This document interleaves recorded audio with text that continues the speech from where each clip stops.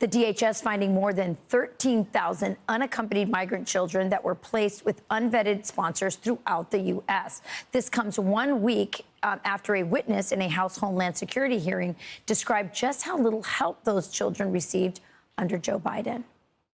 There was also a notice of concern hotline where people could report concerns about the unaccompanied child's safety.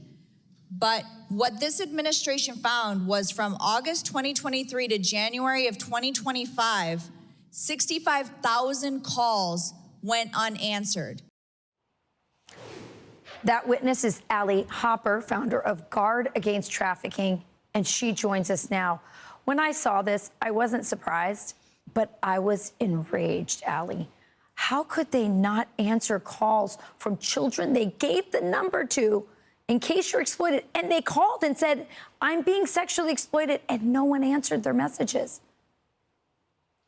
Rachel, you're exactly correct. This hotline was set up as one of the many safeguards that were put in place. And unfortunately, when the policy on paper, when these safeguards are put in place on paper only, but they're not intended to be followed up on or function properly, this is what happens. And what's more horrifying is that these calls wouldn't have been even responded to. Like the call that I mentioned in my testimony, where a child called saying that grown men were coming into his room at night and they were touching him. This administration went through every single one of those calls, and that child was rescued and that sponsor was arrested. But if we hadn't had this administration take over and try to undo what the past administration did, those calls would have remained unanswered. Well, God bless everyone who's going through that list of calls, those unanswered calls, and trying to do something about it. It seems like it was easier to adopt an animal from a shelter than it was to become a sponsor.